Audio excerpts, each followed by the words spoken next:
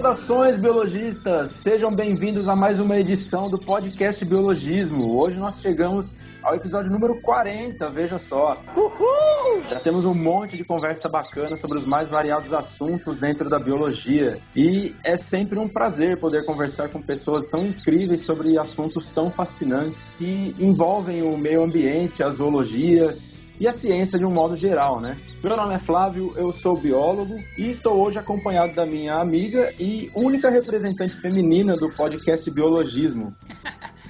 Olá, biologistas, aqui é a Susan. Estou aqui para pôr ordem na casa, né? Como vocês já devem ter visto. Se não sou eu aqui, já era.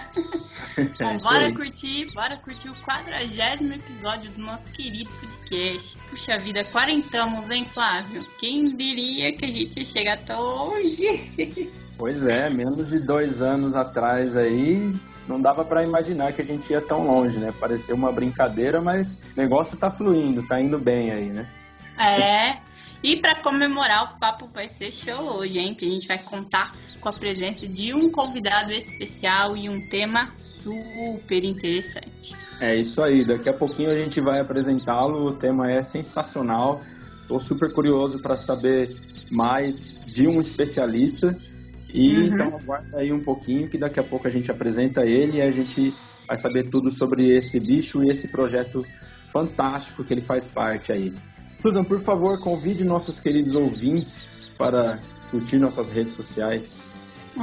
Bom, você, nosso ouvinte, que está sempre acompanhando a gente, já conhece a página do Biologismo nas redes sociais? Não? Poxa, aproveita então para dar uma olhadinha.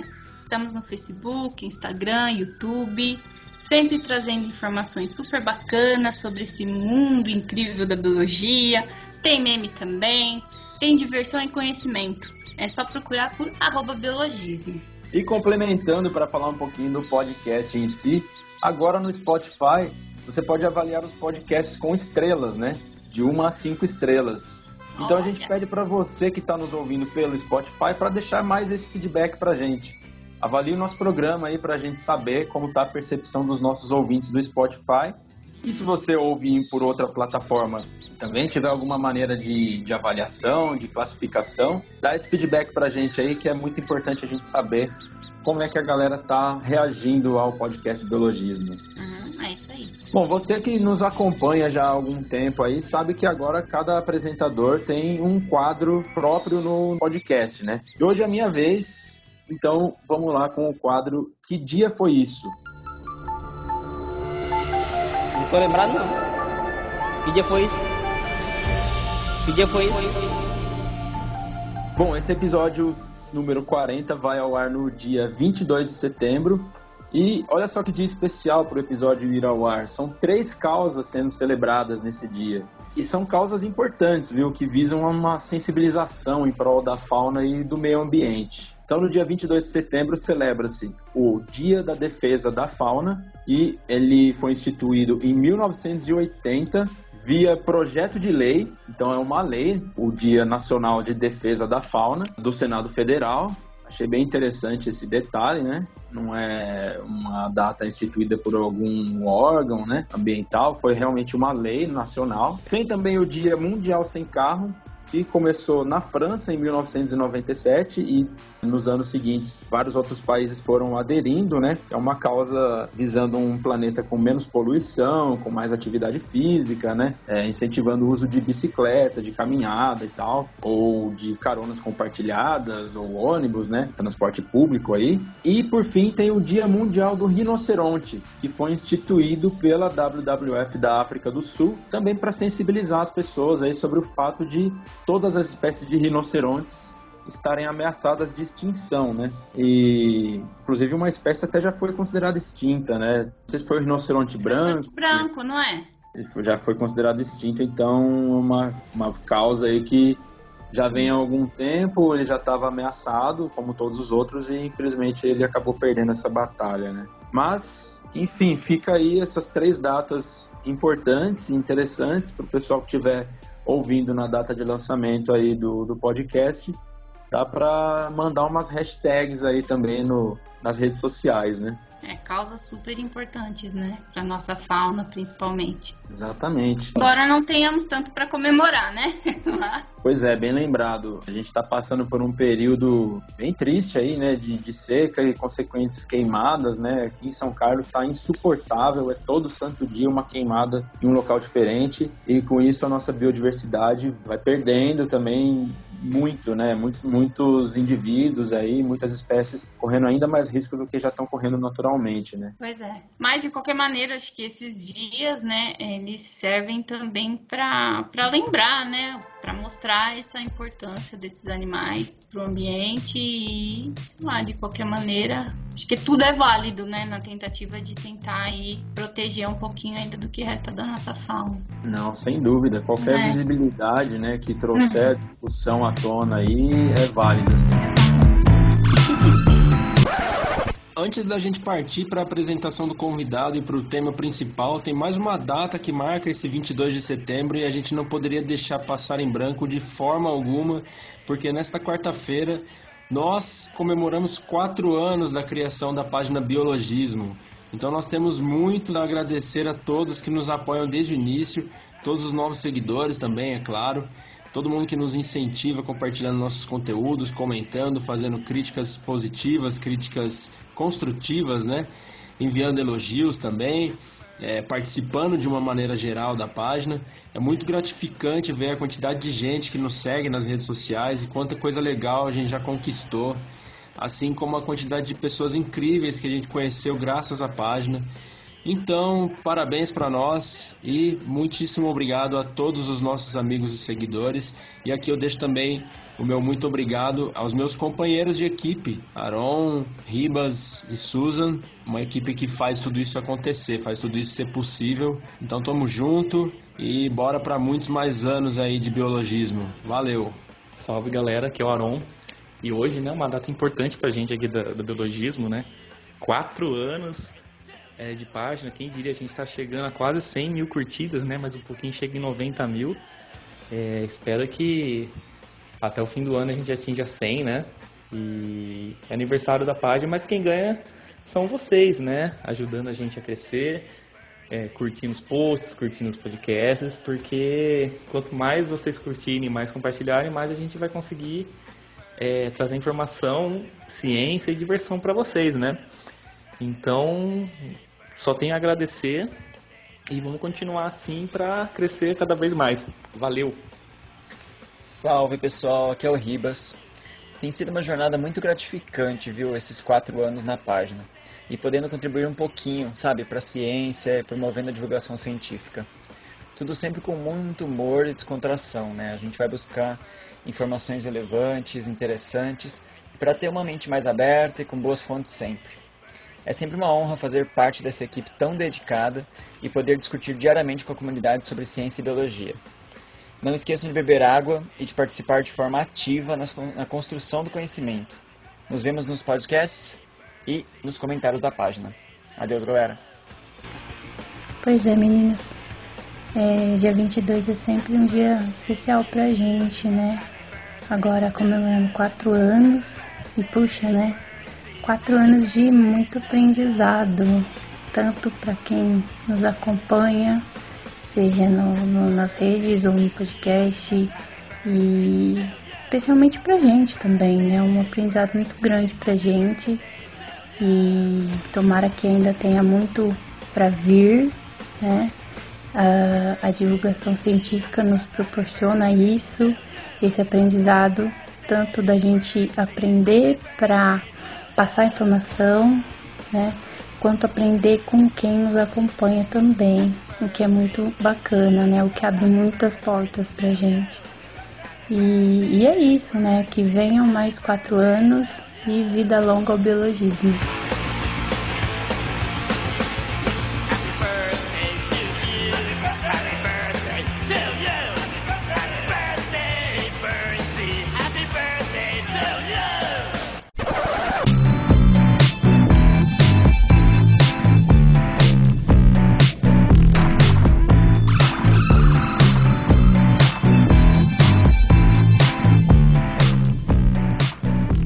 Bom, então é isso, né? Sem mais delongas, vamos apresentar o nosso convidado e antes de mais nada, quero deixar aqui o meu muito obrigado por ele ter topado bater esse papo com a gente. A gente sabe que essa vida de pessoal que participa desses projetos ambientais não é tão tranquila, é sempre uma correria de um lado para o outro, fazendo pesquisa, viajando pra caramba, uma pilha enorme de estudo e trabalho para ser publicado, né? Então, deixo aqui o nosso muito obrigado e seja muito bem-vindo, Danilo Kluiber. Olá, Susan. O Aron, que não tá aí hoje, né? Nem o Luiz, mas um grande salve a todos aí. Obrigado pelo convite. É sempre um prazer, eu comentei com vocês antes, mas é sempre um prazer participar. A gente faz questão de participar, principalmente com esse tema, né? Tanto podcast, ou redes sociais, ou cursos, a gente faz questão de participar porque é sempre importante passar, como você falou, né? Não só o trabalho de pesquisa, de conservação, mas o trabalho de biologia, de medicina veterinária para conservação, para meio ambiente, está crescendo cada vez mais, sendo cada vez mais necessário e nada melhor do que a criação de vocês, né? A ideia de criar um podcast falando sobre biologia, meio ambiente, né? Num momento extremamente oportuno para a gente falar disso, então é um prazer enorme, mais uma vez, agradeço o convite em nome dos nossos pesquisadores do ICAS, né? Do Instituto de Conservação de Animais Silvestres, e já estou me convidando para os próximos, tá? Então já estou adiantando aí, eu já me convido, porque o que tiver de tema, eu gosto de falar, né? Eu gosto de falar bastante. Então, o que tiver de tema aí associado aos tatus ou tamanduás, eu já estou dentro. Sou um grande fã, né? Já ouço vocês no campo, principalmente. Eu descobri não só o podcast de maneira geral, mas o podcast de biologia ou relacionados à biologia, como o de vocês, do biologismo, para ouvir no campo, né? Porque a maioria das atividades, quando a gente está lá, a gente tem atividade de monitoramento, então eu fico a maior parte do tempo dirigindo o carro, o pessoal fica lá atrás com a antena, então você fica sozinho dentro do carro, nada com um bom companheiro, um bom podcast para ouvir e ajudar a passar o tempo. Sozinho não, Danilo, estamos contigo. Pô, que bacana saber que a gente pode estar acompanhando a galera no meio dessas pesquisas aí, isso é muito bom, cara, bem legal. E, Susan, nada como uma pessoa que se comunica bem num programa de comunicação científica, né? Pois é, nossa senhora, tô até com vergonha, Danilo. Não, na verdade é uma coisa que a gente vem discutindo, né? Não é de hoje, na verdade eu lembrei da participação no Congresso de Março de 2018, será? Em Águas de Lindóia, em que a gente começou a colocar isso como uma das prioridades para a conservação, né? Porque pesquisas estavam sendo cortadas, financiamento de pesquisa sendo cortados, então a comunidade científica, a comunidade que trabalha com meio ambiente, né, com conservação, percebeu que era mais do que urgente a gente começar primeiro a nos unirmos, né? E depois a divulgar tudo que nós fazemos, não só prestando contas, né, para as pessoas, a gente pode chamar de pessoas normais, né, pessoas que moram em cidades, principalmente, que não conhecem o meio ambiente, mas também pouco conhecem sobre o que nós fazemos, né, na biologia, na medicina veterinária. Então, é bom a gente sempre participar, ter essas parcerias, como eu falei, podcast, rede social, comunicar e falar é uma coisa... E eu já gosto de falar, né? Então é uma coisa que ajuda bem. Mas é bom a gente sempre desenvolver esse tipo de comunicação, que a comunicação virou uma ferramenta essencial para a conservação nos dias de hoje, né? Nossa, perfeito. Ótimo ponto de vista. Mas antes da gente partir, então, para falar sobre o projeto e sobre o Tatu Canastro em si, eu queria pedir, Danilo, para você falar um pouco sobre a sua formação e sua área de atuação para os nossos ouvintes, por favor. Tá. Eu sou médico veterinário. Eu me formei alguns dias atrás, em 2003, e tenho alguns dias de formado, mas sempre quis trabalhar nessa área com animais selvagens. Isso sempre me atraiu, mas eu não tinha muito ainda o rumo.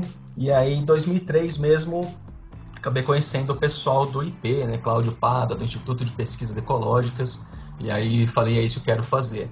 E aí eu fui para essa área, fui fazer estágios com projetos de vida livre, com projetos de conservação, né, animais selvagens de vida livre, projetos de conservação, e fui atrás. Então me formei na Universidade Paulista, aqui em São Paulo, capital, e fui atrás desses estágios com o pessoal do IP, ou com outros projetos, com o Senap, com carnívoros selvagens, né, alguns amigos que você conhecia, né, eu já tinha trabalhado junto, também fui trabalhando de voluntário, até que eu cheguei em 2010 de trabalhar. Eu trabalhei com a Patrícia Médici, que ela é engenheira florestal, ela coordena há mais de 20 anos o projeto da ANTA brasileira, né, de conservação, a Iniciativa Nacional de Conservação da ANTA brasileira, pelo IP, e aí acabei conhecendo o Arnaud, que é o marido dela, e hoje é o nosso coordenador, né, coordenador do ICAS, do Instituto de Conservação de Animais Silvestres, em 2010. E aí começamos, o Arnaud tinha essa ideia de trabalhar com uma espécie que fosse diferente, que até então não tinha muitos olhos para atuação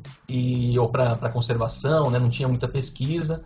E aí a gente acabou falando sobre algumas espécies e chegamos no tatu canastra em 2010. E aí ele me liga falando, vou precisar de um médico veterinário para fazer esse trabalho. Você topa, né?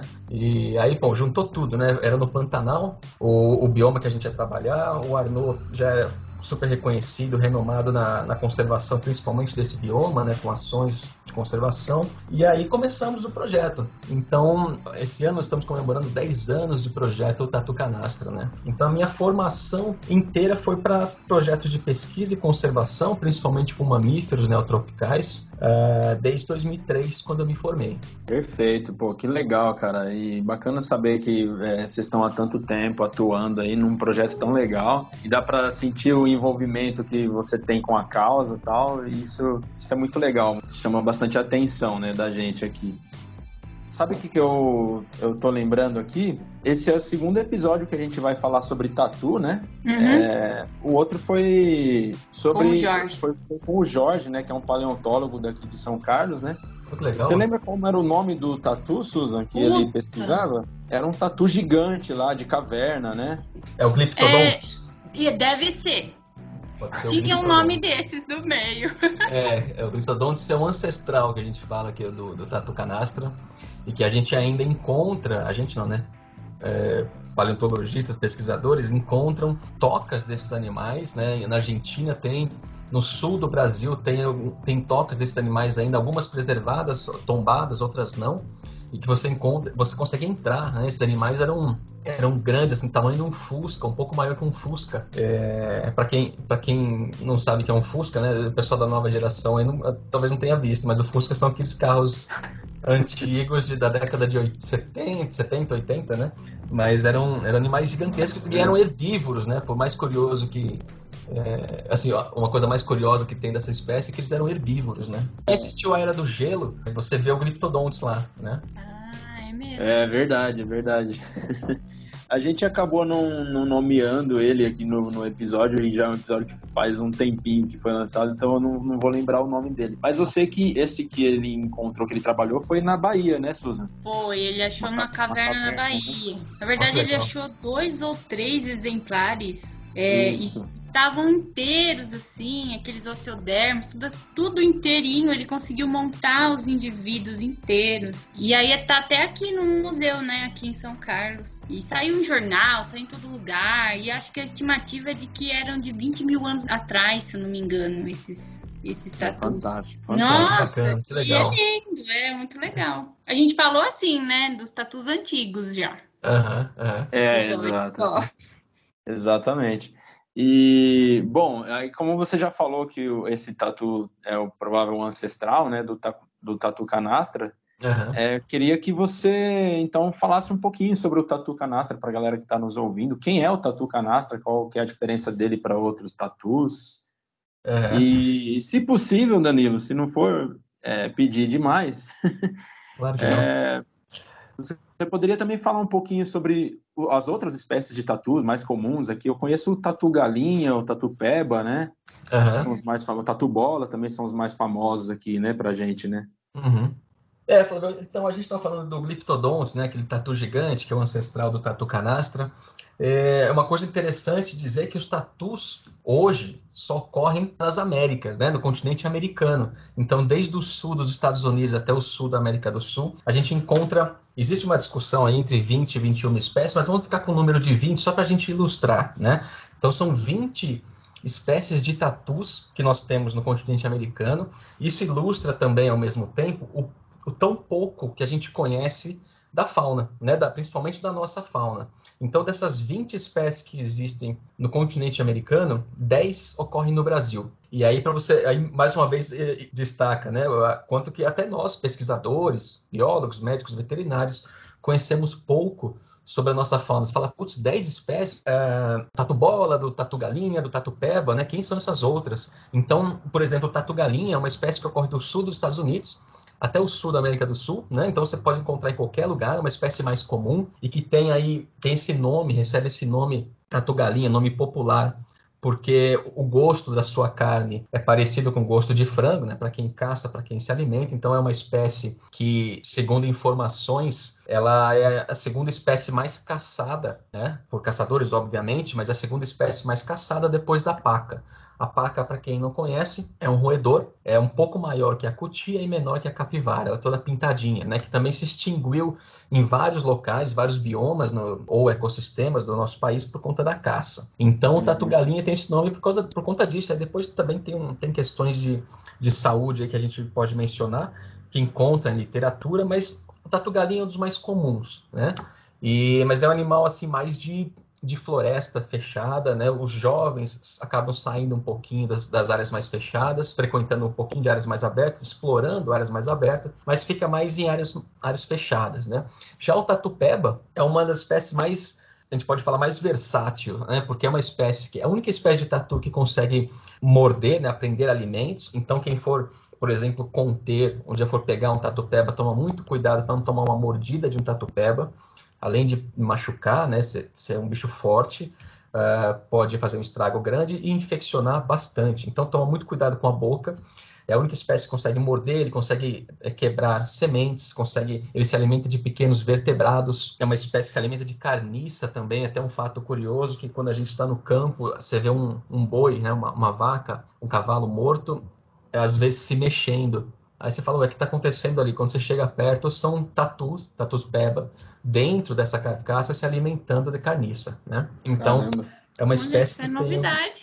É uma espécie que tem uma versatilidade com relação à sua dieta, né? E adaptação também diferente de outros tatus, que a grande maioria são insetívoros, né? Não especialistas, mas são insetívoros na sua grande maioria. O principal item da dieta de tatus, da mesma forma que os tamanduás, são formigas e cupins, né? Mas existe aí uma variação, como no caso do tatu-canastra também.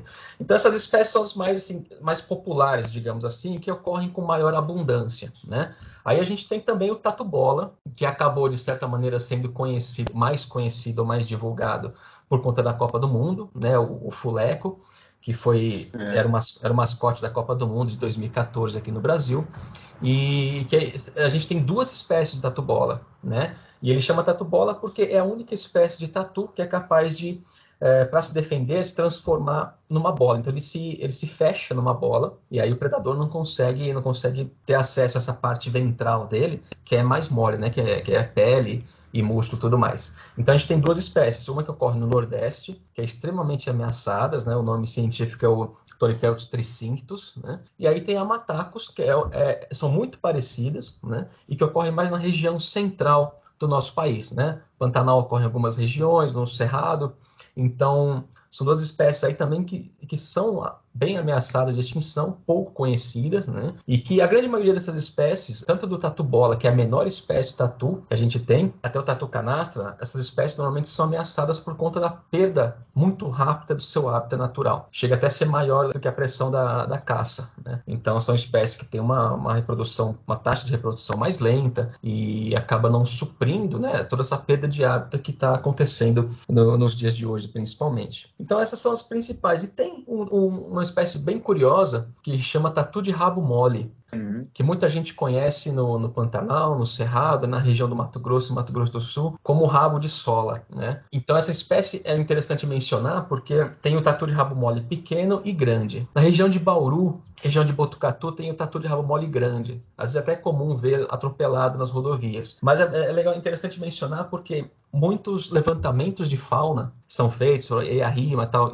trabalho de censo, né, de fauna. As pessoas registram esse animal, essa espécie de tatu, e ela é muito parecida, ela lembra um filhote de tatu canastra. Então, muitos levantamentos de fauna, tem até alguns artigos científicos mais antigos, até alguns relacionados à saúde, que falam que foi feito com tatu canastra, mas a gente acredita que muitos foram feitos com tatu de rabo mole. Então, ele chama tatu de rabo mole porque ele não tem as escamas na cauda, né? É só pele, diferente de outros tatus. Então, tem esse nome. Mas é super pequenininho, assim, o tatu de rabo mole pequeno que ocorre na região central ali do Brasil chega a 700 gramas, 800 gramas, super pequenininho. E também, assim, a gente estudou durante um ano e meio o tatu de rabo mole, monitoramos alguns indivíduos e também não se tinha nada a respeito. E o fato mais interessante é que, em muitas referências, esse bicho era classificado como um noturno e, na verdade, ele é diurno. E ele passa, no máximo, 10, 15 minutos fora da toca durante todo o seu dia, né? Que é só para procurar alimento. Depois ele vive praticamente como uma topeira. Ele vive a maior parte do seu tempo dentro das tocas. E assim, coisa de 5, 10 centímetros do nível do solo, do chão. Então, muitas vezes, passa um trator. Ou a gente tá pisando em cima de toca ou tatu de rabo mole, né? Então, e é uma espécie, por ser críptica, né? Por ficar a maior parte do tempo dentro das tocas, a gente pouco conhece, pouco viu e desaparece de muitos ecossistemas aí sem que a gente saber que exista. Pô, que interessante, cara. Legal que você falou de pelo menos 4 ou 5 espécies aí mais conhecidas, né? Uhum. E cada um tem a sua particularidade, tem a sua curiosidade aí, que eu achei legal. Você falou do tatu de rabo mole, e aí eu lembrei dele porque eu trabalho numa faculdade e a gente tem um exemplar lá. Uhum. Eu via direto e acabou me passando batido. Eu lembrei mais dos mais famosos, mas interessante esses detalhes que você comentou, essas curiosidades dele ficar só 15 minutos fora da toca, né? Uhum. Realmente se torna um animal bem difícil de ser estudado ou observado, né? Ou até mesmo como acontece com o canastra, né? Apesar de o canastra ser grande, mas em muitos locais a pessoa sabe que ele existe por conta das tocas, né? Mas nunca viu o animal porque um bicho fica lá dentro, né? E só sai, no caso do canastra, só sai à noite. Então, cada um tem uma característica que acaba tornando também difícil o monitoramento, o estudo, né? Ou até saber se ocorre na região ou não, né? Sim. Agora, uma curiosidade aqui que você comentou, que eu não fazia ideia, é que o tatu galinha tinha esse nome por causa desse motivo aí. Eu imaginava que, não sei, pensava qualquer outra coisa, menos Ele isso. cisca, né? E roubava ovo, né, no galinheiro. Não sei, nunca parei para pensar a fundo, mas que era por causa do sabor da carne, definitivamente não tinha me passado pela cabeça. Eu não consigo entender por que as pessoas não comem galinha, então, né? Já que o gosto é parecido, se dá o trabalho de ir até lá caçar, matar o bicho e tal, gastar, né? Com bala, com tudo mais. Mas tem essa coisa da caça. Então a gente acabou também descobrindo através de pesquisa também que essa espécie é muito caçada, né? Uma das mais apreciadas para caça, né? Por conta do sabor da carne. Uhum. Danilo comentou a questão do tatu bola e era uma das perguntas que eu tinha pensado aqui para fazer, né? Mas ele já respondeu nessa questão do se o tatu bola é o único que tem aquele hábito de se enrolar em formato de bola para defesa, né? E você comentou que geralmente são só essas aí. As outras têm alguma estratégia de defesa, Danilo? Ou nesse sentido de tentar se enrolar ou alguma outra? A gente sabe muito pouco, até com tatu canastra, né? A gente não conseguiu monitorar animal, por exemplo, dormindo. Em alguns momentos que a gente tem o animal voltando da anestesia, porque a gente altera muito, com o procedimento de captura, a gente altera um pouquinho o comportamento, né? Então aquele comportamento, às vezes ele é mais defensivo e não é o real. Mas assim, outras espécies elas não conseguem se fechar como o tatu bola se fecha, mas quando a gente captura, tem aquela contenção física, o tatu galinha ele consegue se fechar um pouquinho, né? Ele dá uma curvada assim. Então, ele tenta se proteger. Eles tentam proteger a parte mole, né? Porque muita gente pensa que o tatu também tem aquela carapaça igual de tartaruga, de jabuti, né? Que embaixo também é duro. Mas não, embaixo, a região ventral, né? Do peito e ventral, ela é toda mole. Só tem escamas um pouco mais grossas, mas não tem os escudos, né? A carapaça em si. Então, eles não se fecham. Mas a principal defesa dos tatus é cavar. Certo. Então, eles são especialistas em cavar, mas eles não mordem. Como eu mencionei, mesmo mesmo o tatu-peba, né, ele não usa isso como defesa principal. Ele vai arranhar para tentar sair da sua mão ali quando você pega. Mas quando você não tira ele do chão, a primeira coisa que eles vão fazer é cavar insanamente e muito rápido. Isso é o mais impressionante, né? São espécies que cavam muito rápido em qualquer tipo de solo, né? E a partir do momento que eles conseguiram cavar o suficiente para encaixar as garras, né, em raiz ali ou na entradinha dessa toca, você já não tira mais. Então, eles têm como especialidade cavar rápido e correr para alguns, né? Eles correm bastante até entrar na sua toca, mas essa é a principal defesa. A gente até brinca porque nós ficamos mal acostumados em trabalhar com o tatu canastra principalmente, porque é uma espécie extremamente vulnerável, né? Ele não ataca a gente, ele não morde, não se defende assim, não atacar, se não é um termo que eu gosto de usar para bicho, mas se defender, como o tamanho a bandeira, por exemplo. Se você encurralar, se você for para cima, igual o preguiça também, né? Ele vai tentar te pegar com as garras, isso causa um estrago violento, né?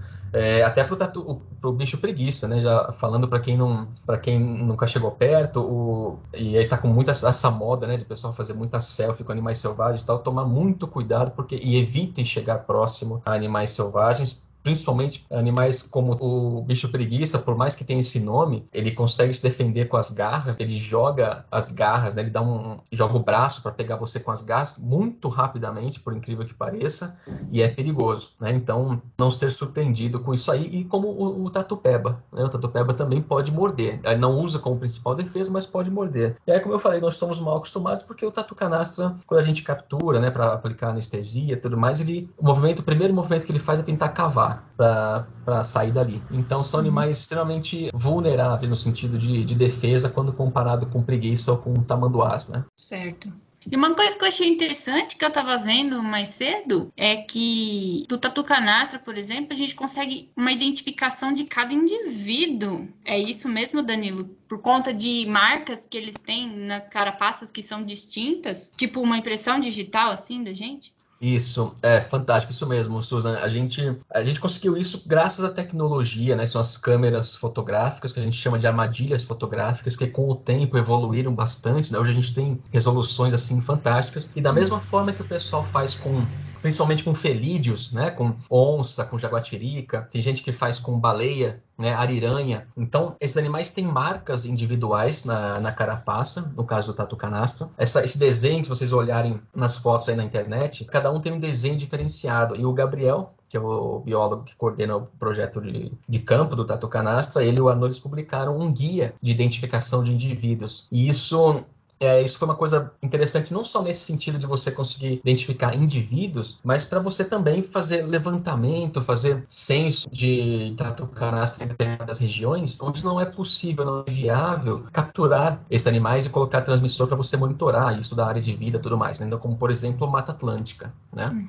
Então, esse tipo de registro, você usando armadilhas fotográficas, você consegue identificar indivíduos muito bem. Eles têm diversas marcas diferenciadas, que são um pouco mais fáceis de você identificar comparado com ocelo de onça pintada, por exemplo, né? Então, ajuda bastante nesse tipo de trabalho, para você saber se tem mais de um indivíduo andando naquela região, quantos indivíduos são, né? Ou qual indivíduo que andou, voltou, se está usando a mesma área. E isso é uma coisa bem interessante que a gente descobriu com o estudo, né? E com o uso de tecnologia, que ajudou muita gente. Nossa, eu achei isso incrível. Para felino eu já tinha a ideia de que você podia fazer esse tipo de coisa, mas com tatu, eu achei fantástico. Não só das escamas, né, da carapaça, mas da cabeça, das patas, da cauda, né? Então, praticamente o corpo inteiro eles têm desenhos ou manchas que são características para a vida inteira. Então, a gente fala para a vida inteira assim, né? A gente monitora os animais aí em longo prazo, então alguns a gente consegue monitorar por mais de 7, 8 anos, já conseguimos monitorar, né, com o transmissor. E outra coisa também interessante desse fato de você ter mencionado, Susan, é que com essa tecnologia e estudo, né, de identificação, a gente conseguiu identificar uma fêmea que nós capturamos lá no começo do projeto, em 2012, que é a Isabel, que ela ficou super famosa e ajudou o projeto também a ganhar repercussão, porque foi a primeira fêmea que nós capturamos e ela deu o filhote, né? Foi o primeiro registro de filhote tatu canastra na história, né? Até 2012 não se tinha ideia de como que era um filhote de tatu canastra na ciência, ou ninguém tinha visto ainda, né? Então, monitorando a Isabel, foi possível a gente registrar o filhote, mas com esses dados de fotografia, de identificação, a gente conseguiu registrar ela novamente novamente esse ano, com algumas armadilhas que nós temos na mesma área de estudo, né? Porque o rádio dela, a bateria acabou. E aí a gente identificou mais uma vez a Isabel. E isso ajudou a gente a conseguir estimar o tempo de vida desses animais, que a gente não sabia. Junto com isso, teve um pessoal também, não sei se eu vou errar, na Colômbia, que nós publicamos em parceria e que também ele registrou um animal há mais de 17, 18 anos atrás e registrou novamente depois. Então, isso foi possível saber outro dado de biologia que a gente não sabia, um dado básico praticamente, que a gente não sabia que era a vida, né? Quanto tempo vive um tatu canastra na natureza. Então, essa é uma coisa que ajudou bastante, foi um dado de biologia e ecologia que a gente não tinha também até esse ano, né? Por incrível que pareça, estamos falando de um animal gigante, né? Vocês mencionaram no episódio número 39 anterior, né? Os animais gigantes aí da nossa fauna, o tatu canastra, eu acho que ele entra também nesse tema. E aí, mas é um animal gigante que a gente tem muito pouca informação a respeito, né, de biologia, dados básicos de história natural, e que com os estudos em longo prazo está começando a aparecer muita coisa interessante para a conservação da espécie, né? Nossa, perfeito. Nossa, Flávio, esquecemos o tatu, hein? Esquecemos o tatu canastra no episódio passado. Pelo amor de Deus. Então, pois é, tem que fazer a Falando parte da 2 aí. São os gigantes, né? A gente tem mais que os Big Fives, né? A África tem os Big Five, nós temos mais que 5, né? A gente tem, se for considerar aí os nossos gigantes, tem uns 6, 7, né? Pois é, sem dúvida.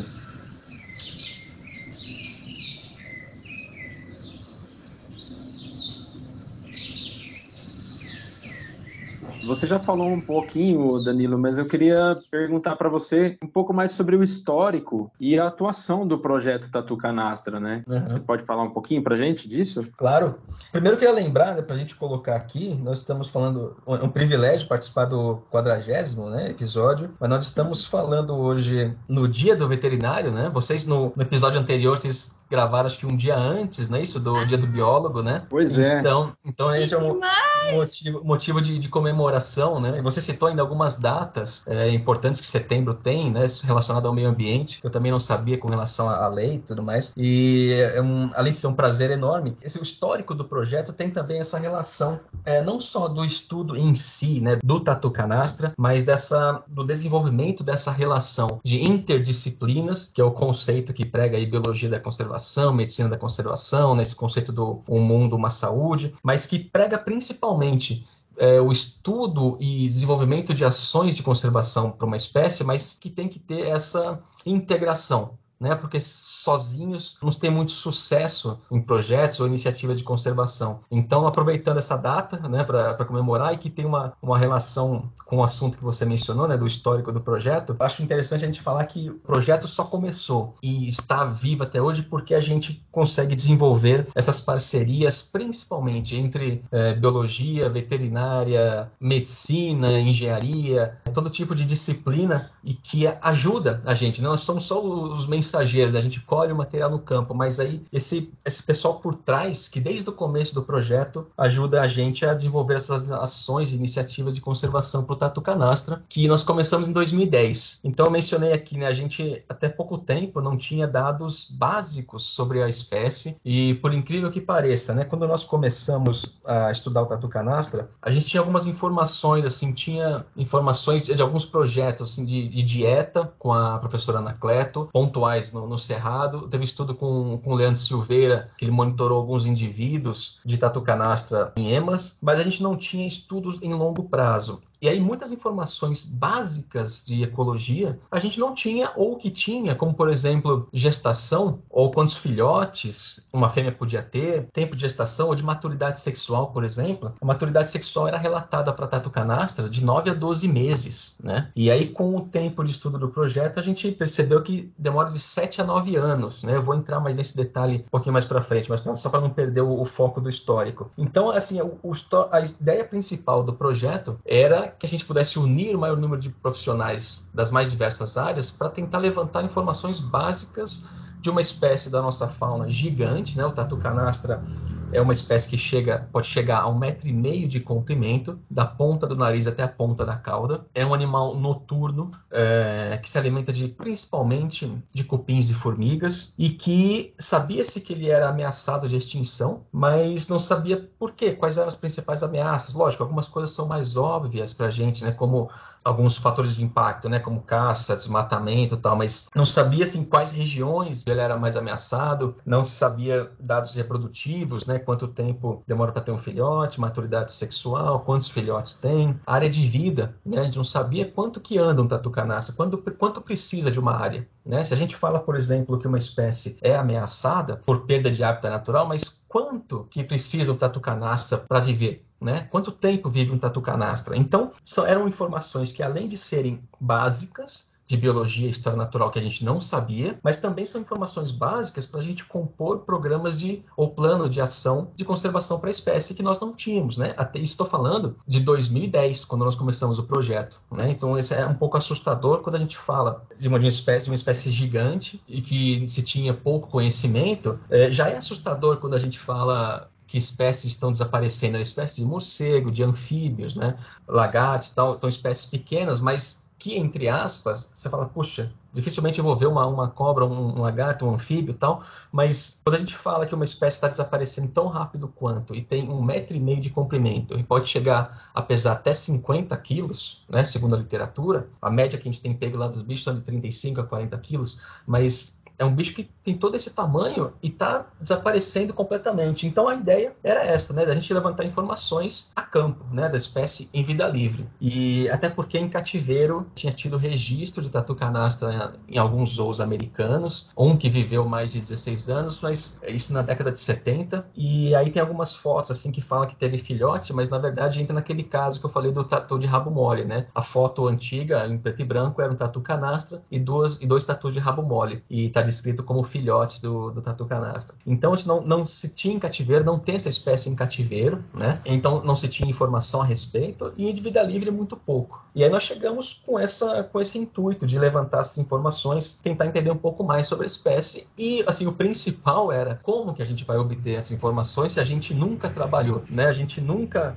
estudou o tatu canastra, a gente não sabe como capturar, onde encontrar. A gente só sabia que na área onde nós estamos, que é a Fazenda Baía das Pedras, é uma fazenda particular, uma das principais fontes de economia, que é a pecuária, como praticamente toda a região do Pantanal, né, do Mato Grosso do Sul. Lá eles trabalham com turismo também, então nós sabíamos que tinha o tatu canastra porque a equipe da ANTA, né, coordenada pela Patrícia Médici, tinha registrado acho que 1 ou 2 indivíduos, e aí nós sabíamos que existia ali. Mas o trabalho inicial foi começar do zero mesmo. Onde ele ocorre? Quantos tem aqui? Né? Como que a gente consegue saber?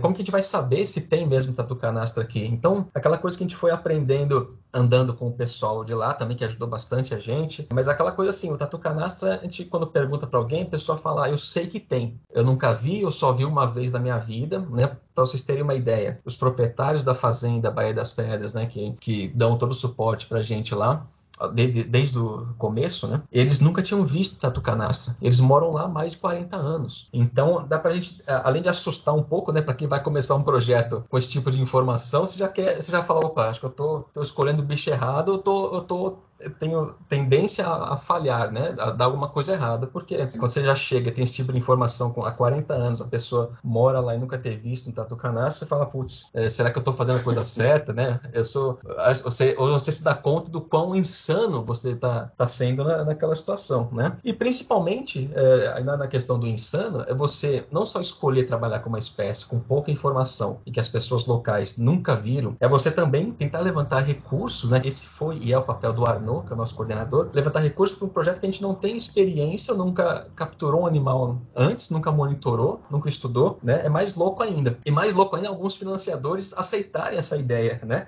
E financiarem e darem suporte a essa ideia. E que acabou dando certo, né? Mas ele tinha tudo para falhar, né? Então, nós começamos com armadilhas fotográficas. O Arnaud espalhou armadilhas fotográficas ali no que ele achava que eram os indícios, né? O que foi passado para a gente que eram os indícios. indícios. Então, como por exemplo, pegadas, tocas velhas, a gente foi descobrir que era uma toca velha, que era uma toca nova, quantas vezes ele usava essa toca, se usava. E aí o Arnaud começou a espalhar armadilhas fotográficas e a gente o Arnaud conseguiu, com esse trabalho de 3 meses, um trabalho piloto, para ver se a gente ia começar ou não, ele conseguiu identificar 7 indivíduos por conta daquela característica, né, dos desenhos. Então ele falou, opa, eu já tenho uma prova aqui de que existe na região, então eu posso começar o projeto, eu posso falar que o bicho está ali e que tem indivíduos para a gente estudar. Como capturar, como monitorar, já vai ser outro projeto, mas está provado que ocorre na região. E começou assim, né, com a armadilha fotográfica, essa ferramenta que tem evoluído bastante, mas que é uma ferramenta que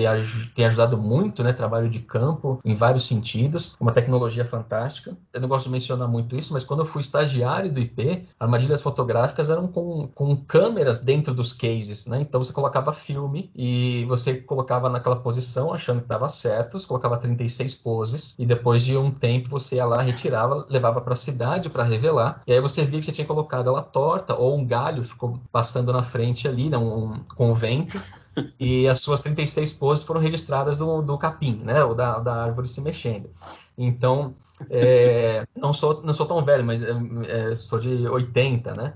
Então, mas eu acabei pegando essa fase e que eu acabei pegando também essa evolução da tecnologia e do trabalho de campo que ajudou muito a otimizar o tempo do pesquisador. Então, o mais interessante é que desse estudo piloto para identificar o tatu canastra, essas armadilhas fotográficas que ficaram na frente das tocas registraram também, hoje a gente tem mais de 80, né, espécies diferentes captadas com a armadilha fotográfica. Então, mais de 80 espécies de vertebrados que se beneficiam da toca do tatu canastra. Então, isso eu falo que o Arnaud foi muito feliz, eu sou muito fã, principalmente dessa sacada dele, porque a gente começou a trabalhar com uma espécie que tinha pouca informação, não se sabia o papel dessa espécie na natureza, né? A gente sabia que serve como controlador de cupins, de formigas, de insetos e tal, mas não se tinha uma coisa com mais corpo para falar numa proposta, por exemplo, ou para dar suporte a um estudo, né? Então, com esses registros, foi registrado tamanduá-mirim, jaguatiricas, porco do mato, né? O cateto, serpentes,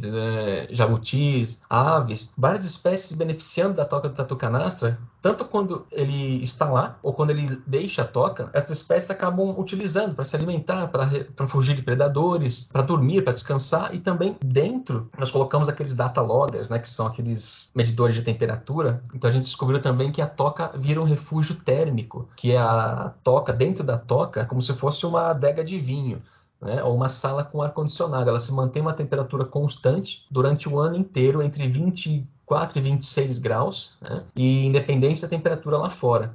Então acabou sendo um refúgio térmico importantíssimo para diversos animais que compartilham esse hábitat, né? E o Arnaud foi muito feliz quando classificou e publicou um artigo, foi o primeiro artigo que ele publicou, chamado de engenheiro do ecossistema. Então o Arnaud acabou classificando o tatu canastra como engenheiro do ecossistema, que são aquelas espécies que acabam alterando o seu hábitat natural e propiciando recursos para outras. Então a gente tem como exemplo os castores, né, que mudam o curso do rio, construindo aquelas barricadas, que são as suas tocas com galhos. Eles mudam o curso do rio e a água acaba indo para outros locais, propiciando água, né, para outras espécies que estão ali compartilhando esse hábitat. E o tatu canastra entrou nesse hall, né, esse hall da fama dos engenheiros do ecossistema, e que ele acaba sendo uma espécie que beneficia muitas outras, né? Como eu falei, nós até hoje registramos mais de 80 espécies diferentes de vertebrados que se beneficiam dessa toca. Essa toca eu não mencionei, mas essa toca chega a 4 metros de comprimento e 1,5 metro a 2 de profundidade. Então é uma casa, né? Como uma criança mencionou uma vez,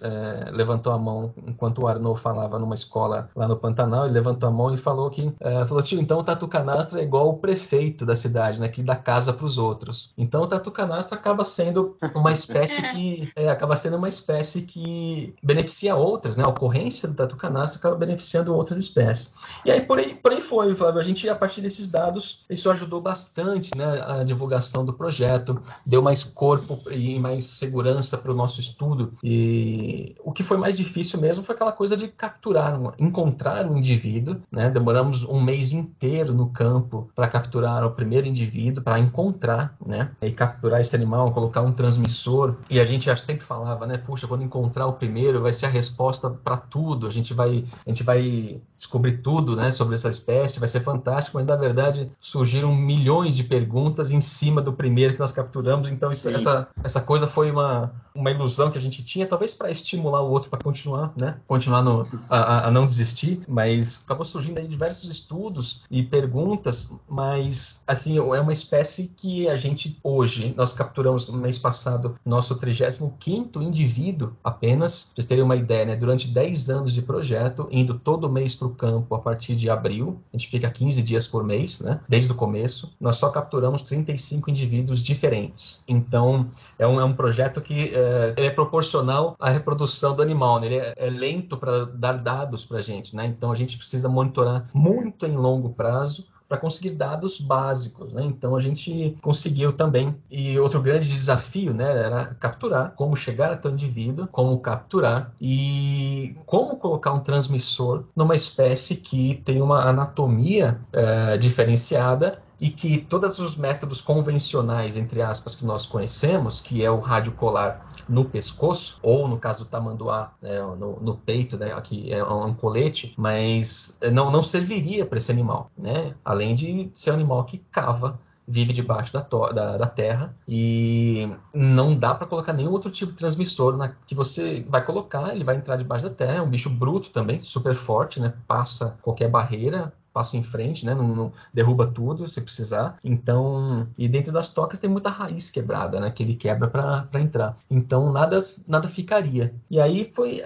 com o trabalho também desenvolver ou ir atrás de métodos que já utilizavam lá fora, nos Estados Unidos, Europa, para tentar adaptar para o tatu canastra, e que não poderia ter chance de erro. Primeiro porque é raro capturar um animal, então a gente não tinha como, entre aspas, treinar em cativeiro com uma espécie similar ou com o próprio tatu canastra, e não podia ter erro. E a gente chegou ao método que é o implante intraabdominal. Aí justifica a presença do veterinário aqui que vos fala, justifica a presença do veterinário e o salário do veterinário para fazer esse tipo de trabalho. Então a única coisa que eu falo que presta e funciona nesse projeto na medicina veterinária é a anestesia e esse trabalho que a gente faz com os implantes, né? E que deu para a gente a chance de monitorar indivíduos por mais de 5 anos, né? Consecutivos, assim. Então hoje a bateria já dura até 9 anos. Então é uma coisa que ajudou bastante, que a gente também não tinha experiência, não tinha ideia de como fazer. Fizemos em alguns estudos com animais menores, enquanto a gente não achava o canastro, né, como tatu de rabo mole, capturamos 13 indivíduos, tatu galinha, tatu peba, mas do canastro em si a gente só ia ter quando capturasse e ver qual que era a reação, né? E essa era uma outra coisa também que a gente tinha, né? Você tem tudo no papel bonitinho, mas você está trabalhando com uma espécie pouco conhecida, extremamente ameaçada de extinção e que você não quer, né,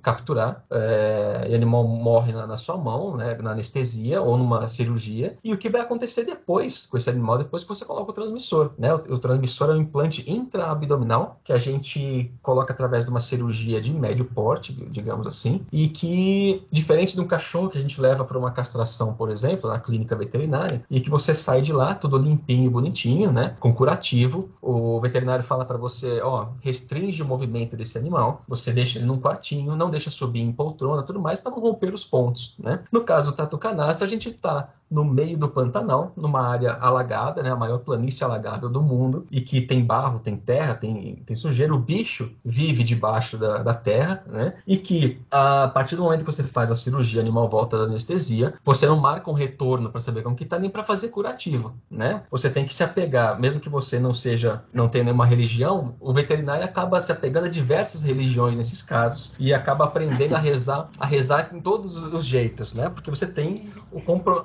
o risco do comprometimento das suas ações, do seu projeto, né? De tudo ir por água abaixo por conta de uma cirurgia, de um procedimento, né? Seja ele anestésico ou cirúrgico. E outra coisa também, o bicho, além de não marcar o retorno, não voltar, a primeira coisa que ele faz quando a gente solta na toca no mesmo dia é cavar. né? Cavar, usar a musculatura, que foi feita a incisão ali e tal. Então a gente, como eu falei, a gente se apega a muitas rezas aí, religiões. E aí, assim, o histórico do projeto desde o início se rendeu a esses 3 ou 4 fatores, né, que eram primordiais para que o projeto continuasse ou não, e se seria viável a gente, com isso, né, sendo bem sucedido, tentar encontrar o animal, entender o papel dele, mas levantar dados básicos de biologia, a gente teria que ter uma captura bem sucedida, um procedimento anestésico e cirúrgico bem sucedidos para você continuar monitorando e levantar o dado de um indivíduo, né? Então teria que ser bem sucedido durante vários anos para você conseguir levantar informações de um indivíduo, para depois, com o tempo, juntando isso e tentar extrapolar para a população, né? Ou para a população remanescente ali daquele local. Então o histórico do projeto ele se deu em torno disso, né? Da gente arriscar capturar, arriscar fazer o procedimento que nunca tinha sido feito, né? E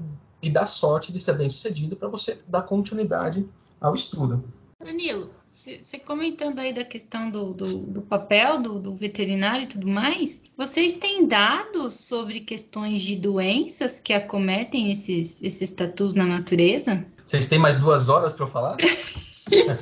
Agora entra no assunto da saúde. A gente tem, bem interessante a sua pergunta, claro, pro meu lado é sempre interessante a sua pergunta, Susan, mas a gente também tinha muito pouco, né? Tinha algumas coisas assim espaçadas, mas nós conseguimos com o tempo, né? O que ajudou bastante é essas parcerias com diversas universidades, inclusive a UFSCar é uma grande parceira, através do professor Pedro Galetti, né, estudando genética pela primeira vez, estão suando muito com genética do tatu canastra, mas estão fazendo um trabalho pioneiro, né, graças a essa parceria com especialistas aí como ele. Mas, assim, na questão de saúde, Susan, as nossas parcerias ajudaram bastante, né, diversos profissionais de saúde de maneira geral e de pesquisa em saúde com tatus, né? A gente conseguiu extrapolar com canastra. E aí, bom, assim, a ideia básica do nosso projeto, ou da questão de saúde com uma espécie ameaçada, é você, através dos indivíduos, colher material biológico para entender o que é um padrão e o que é o normal ali, se é que dá para estabelecer o normal. Mas, normalmente, a atuação na questão de saúde é essa. Da mesma forma que a biologia, a gente tem esse viés, né, de que para conseguir esse padrão de dados, demora um pouco mais porque a captura de indivíduos é um pouco mais rara, né?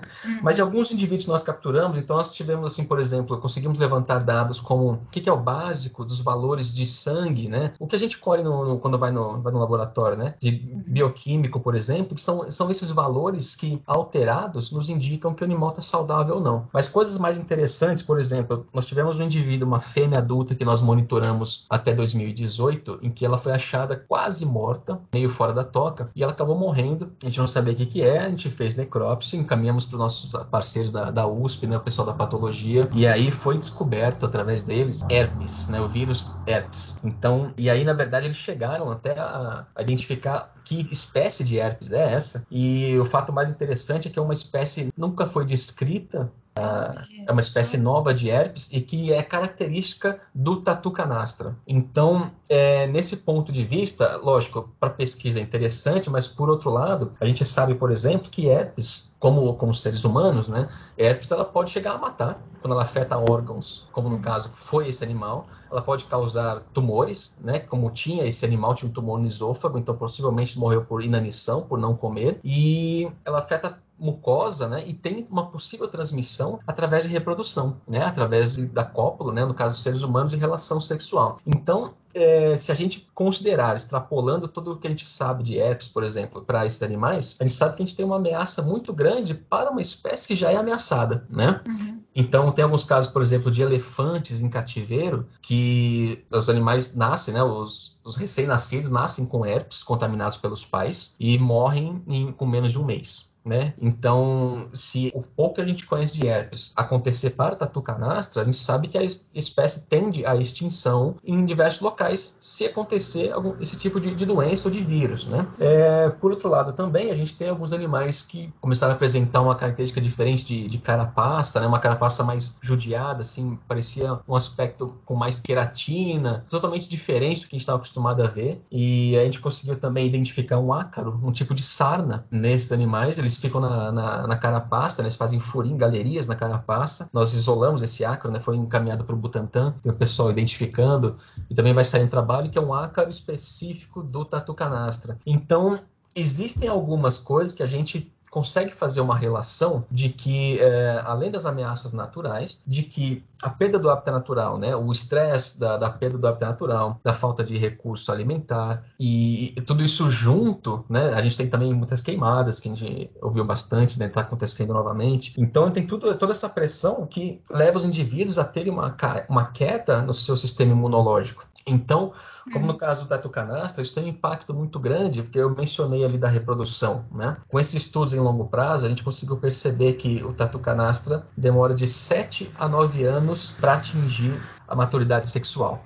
Não que ele não vá ter um filhote, né? Para atingir a maturidade sexual. Então, se ele copular, a fêmea vai ter um filhote numa gestação de 5 meses, com um intervalo entre um filhote e outro, né, de 2 a 3 anos, que ela vai ter um outro filhote. Que o filhote fica bem dependente da mãe durante todo esse tempo, né? Ele se alimenta sozinho e tudo mais, mas fica na mesma região da mãe, mesma área da mãe. Então, a gente sente somar todos esses fatores, né? Que a gente tem praticamente um panda, né? No Pantanal, no Cerrado, na Mata Atlântica aqui no Brasil, porque é um bicho que tem uma raridade natural, né? Ele demora para reproduzir, demora para atingir a maturidade sexual, e então naturalmente a espécie é rara. Naturalmente ela tem uma reprodução lenta, mas esses fatores que levam uma diminuição de imunidade ou fazem doenças manifestarem aí, como no caso de herpes, né? Herpes no ser humano é assim também, né? Quando você tem o sistema imune lá embaixo, manifestam aquelas feridas na boca, principalmente quem tem herpes, né? Então, se for esse tipo de coisa com o tatu canastra, a gente sabe que as doenças também podem ser um fator que somem as atividades extrínsecas aí, né, ou antrópicas, que podem levar populações ou pequenas populações à extinção.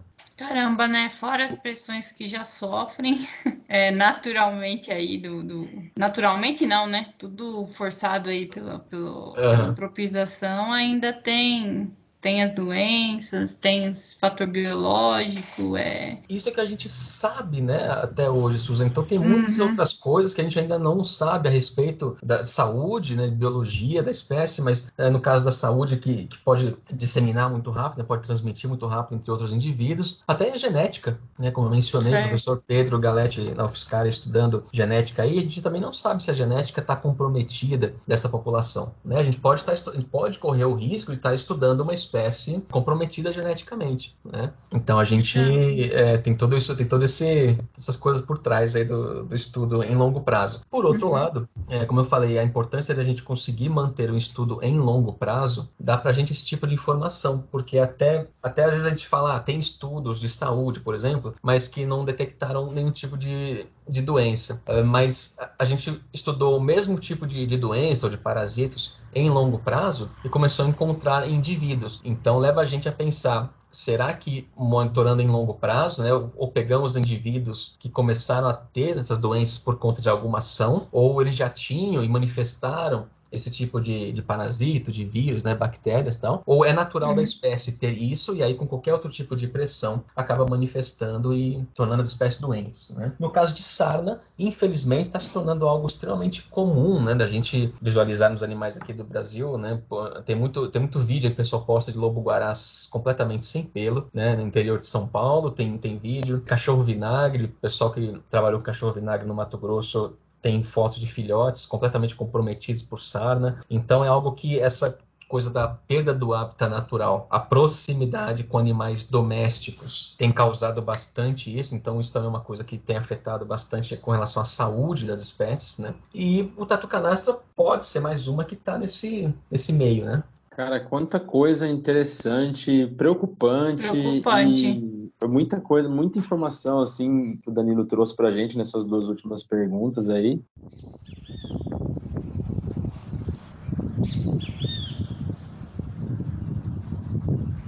Só para a gente ter uma ideia, não só do tamanho da espécie, Flávio e Suza, mas uma surpresa que foi para a gente acompanhando esses animais na natureza é saber o quanto que eles andam. Né? Um tatu-canastra pode andar mais de 3 quilômetros por noite, né? Durante a sua atividade, procurando comida ou procurando parceiro, né? O macho procurando a fêmea ou vice-versa para copularem. Mas também, uma grande surpresa para a gente foi saber o tamanho da área de vida, né? O quanto que é necessário de uma área para um indivíduo de tatu-canastra. Então, no começo, nós tínhamos dados aí de que uma fêmea precisava ou precisa de aproximadamente 13 a 16 quilômetros quadrados e um macho de 20 a 25. Hoje a gente tem machos que precisam de 60 quilômetros quadrados. Então, só para a gente ter uma ideia, nesses primeiros valores que eu falei, né, de 13 a 25, só para a gente ter uma dimensão, o que é o quilômetro quadrado, a Floresta da Tijuca, Nacional da Tijuca, né, no Rio de Janeiro, uma das maiores florestas urbanas que a gente tem no mundo hoje, ela seria capaz de suportar apenas 2 indivíduos de tatu-canastra. Então, para a gente ter uma noção do tamanho de área que esse bicho precisa, né? Quando a gente fala assim da importância da preservação, do quanto que esse bicho se torna ameaçado por conta da perda do hábitat natural, a gente imagina o quanto que isso impacta, né? O quanto que qualquer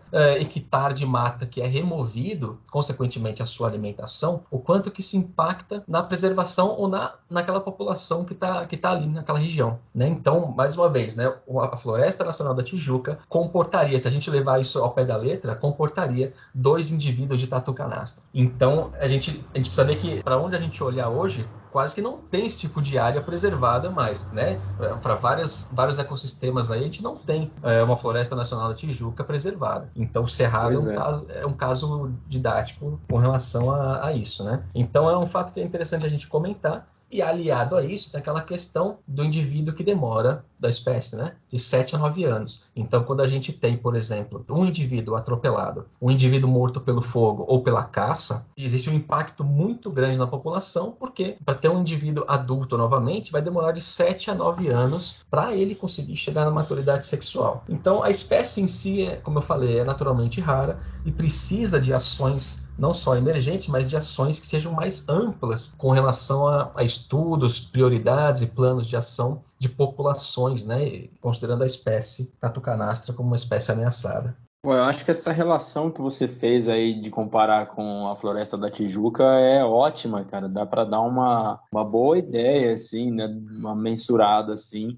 da importância da preservação e tal, né? Que um bicho desse sentiria muito, assim, né? Sente muito, né? Com essas desmatamento e queimada e tal. Acho que realmente foi um paralelo bem interessante mesmo. Porque a gente normalmente fala em números, né? Então, é difícil a gente ter uma relação, né? Ou a gente, como é no Brasil, né? A gente dá exemplo comparativo com campos de futebol. Então, para sair um pouquinho dessa coisa do campo de futebol, né? Porque é uma coisa muito, muito restrita ao Brasil, né? Sim. Então, eu uso a Floresta da Tijuca e dá uma dimensão, assim, pra gente do tamanho da área, né? Pra gente que é de fora, né, dessa área, realmente dá uma situada bem melhor. Aí você pensa, nossa, onde que a gente vai colocar esses tatus canastra, né? Pois é, cara. Realmente tem essa relação com o campo de futebol, né? Pra gente tudo é uma referência, né? Campo de futebol e Uno. Virou a única referência, né? Então a gente sai um pouquinho... Quando eu tenho alguma apresentação para a universidade, eu uso o tamanho do campus, né, da universidade. Que aí o pessoal fica putz, né? Fala, precisa de 100 universidades para ter um tatu-canastra, né? Então o pessoal dá um pulo na cadeira, né? Uma Se a gente só fala que são 20 km quadrados, fica por isso mesmo, né? Realmente, E aí, Danilo, você já falou um pouquinho sobre uns hábitos do tatu, né, sobre alimentação. Aí eu pergunto, e predadores? Existem predadores para o tatu canastra? Além do ser humano? Além do ser humano, exato. Vamos ser ecochatos, né? Daqui a pouco vamos chamar a gente de ecochatos.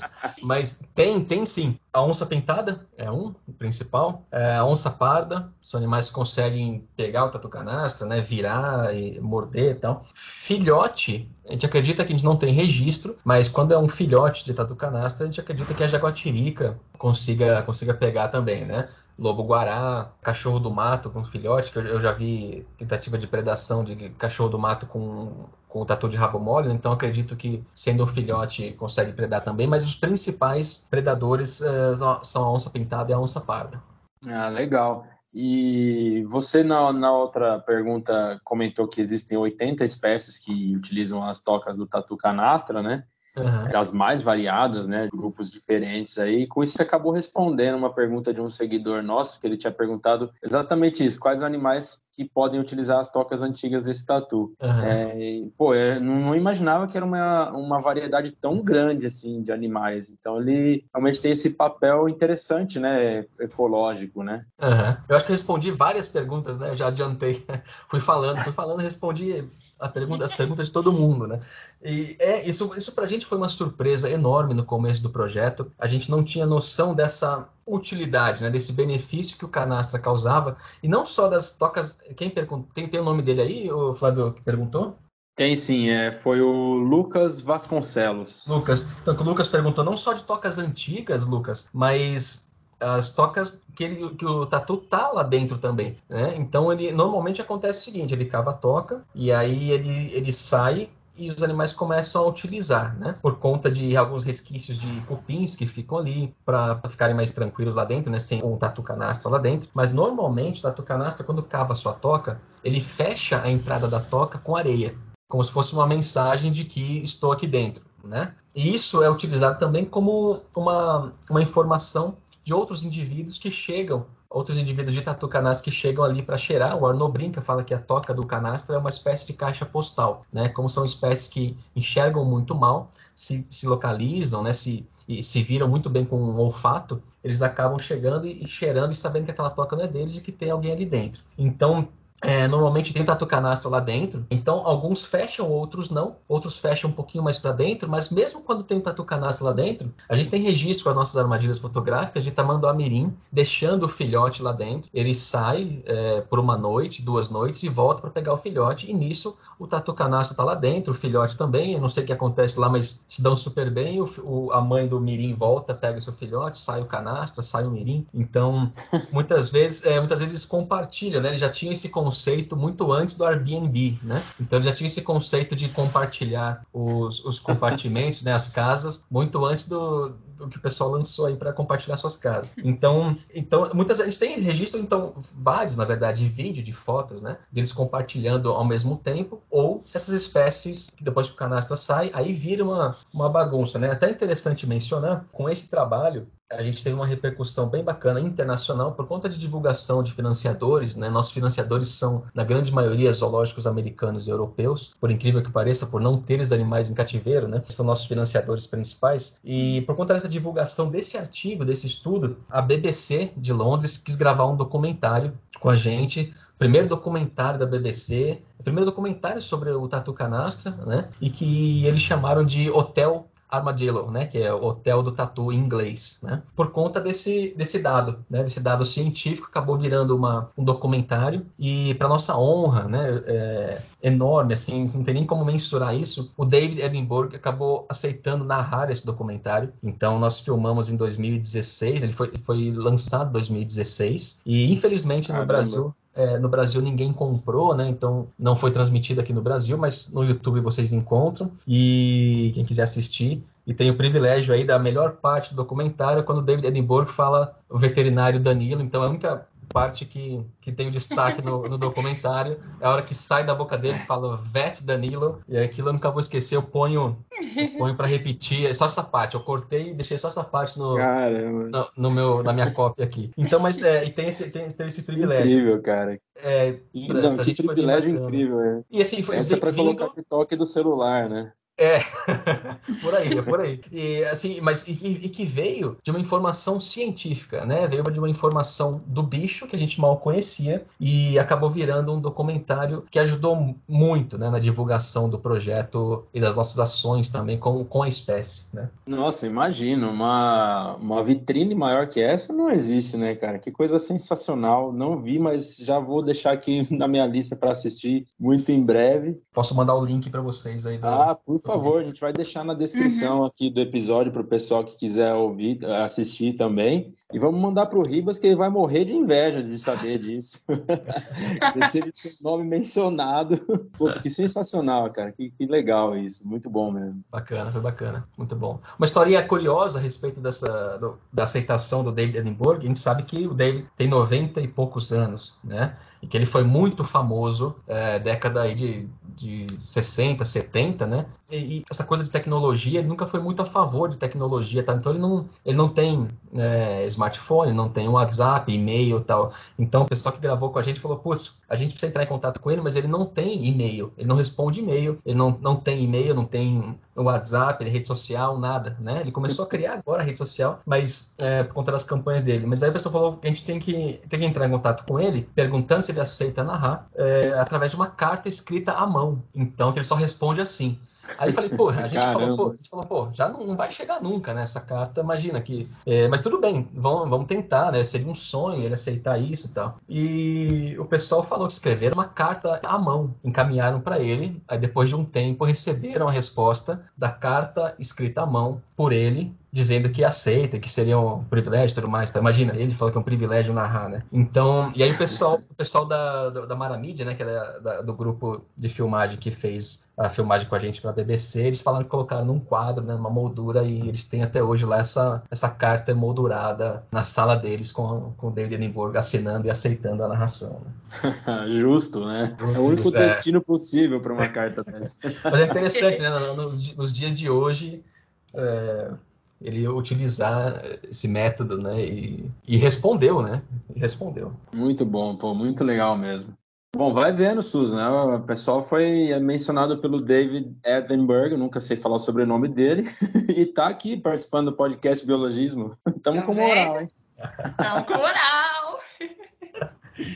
Pô, Danilo, acho que seria legal, a gente já falou um pouquinho, né, das ameaças sofridas, né, pelo tatu canastra, mas acho que também seria bom a gente falar um pouco sobre como ajudar, né, o tatu em si e o projeto, né, o pessoal que está ouvindo interessado aí na causa. Legal, Flávio. As pessoas sempre perguntam, né, como que eu posso ajudar? Muita gente, primeiro assim, existem várias formas de ajudar. Então, desde o financiamento ou não financiamento. As pessoas falam, eu me simpatizo com a causa, eu gosto, eu queria ajudar, mas não tenho condições, ou, sei lá, eu queria ajudar de alguma forma. Como a gente está falando aqui, né, e eu mencionei no começo, a comunicação se tornou uma ferramenta aliada e essencial para a conservação no Brasil. Principalmente no Brasil e no mundo, mas no Brasil principalmente. E o uso de redes sociais ajudou e ajuda bastante. Então a gente sabe que hoje, com um clique, a gente consegue divulgar um post para milhões de pessoas, né? Então a pessoa fala, não tenho condições de ajudar, não gosto de ajudar com dinheiro, financeiramente e tal, mas queria ajudar de alguma forma, me simpatizo. Divulga as redes sociais, né, do projeto. A gente tem as redes sociais do projeto, ou do nosso instituto, né, de outros projetos que são do ICAS também, com o Tamanduá Bandeira, com o Tatu Canastra na Mata Atlântica, né, no Parque Estadual do Rio Doce. Então a divulgação é uma forma grandiosa de ajudar a gente, porque com a divulgação, como eu mencionei aqui também, a divulgação do dado científico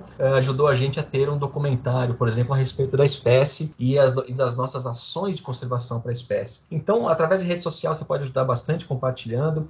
Através do nosso site do projeto Tatu Canastra, tem também o método de doação, né? Como voluntário também, quem tem interesse, a gente tem uma restrição um pouco com relação à pandemia agora, de levar pessoas para o campo, mas pessoas que queiram se voluntariar para qualquer tipo de trabalho também entrem em contato com a gente, que também é uma forma de ajudar, né? Então, tem essas três formas assim, de ajudar, com doações, com compartilhamento, ou sendo voluntários de alguma maneira, né? Querendo participar do projeto, ou fazer algum estudo também. A gente tem, né, os dados de campo, tem muitos estudos aí para compartilhar, tem muitos dados e muitas amostras biológicas também para compartilhar. Então, diversas formas. Então, entrando em contato com a gente através das redes sociais, projeto Tatu Canastra, a gente consegue desenvolver a forma que você quer ajudar ou não, ou ser voluntário, né, participar ativamente, não só ajudar, mas participar ativamente. Então, tem diversas maneiras aí para a pessoa participar com o projeto ou os projetos que nós temos. Perfeito, é isso aí. Acho que é sempre muito válido